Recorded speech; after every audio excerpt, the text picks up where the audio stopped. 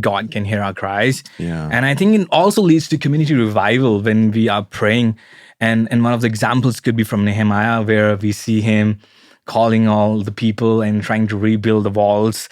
And he prayed over and over to God. And one of his prayers that I want to quote from Nehemiah 1:11, it says, "Lord, let your ear be attentive to the prayer of this your servant and to the prayer of your servants who delight in revering your name. Give your servant success today by granting him favor in the presence of this man." And he got the favor from the king, from the people, and he was able to build the walls. And this was in the context of hard times. Very difficult. And very difficult time of the Second Temple period to rebuild the walls.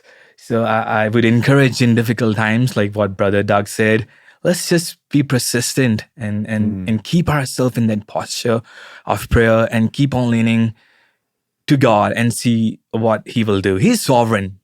Everything is in his hand.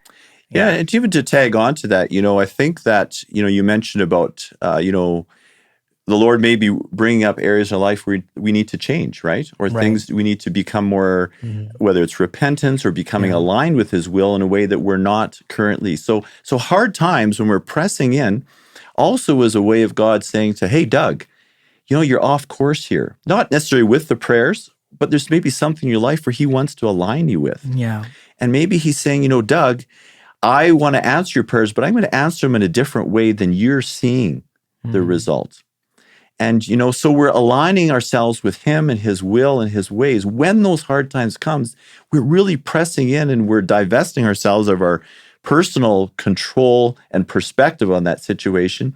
So he can align and he can set us up for the place where he really wants us to pray. And sometimes we are, praying in the wrong direction. We don't see the whole thing. So it gives us, the hard times give us that ability to become aligned with him, and our prayers can become even more effective. And we, like you say, maybe there's sin in our lives. Maybe there's things we're not seeing. We need to get rid of. And so that our prayers, because the Bible talks about our prayers can be hindered by sin in our lives.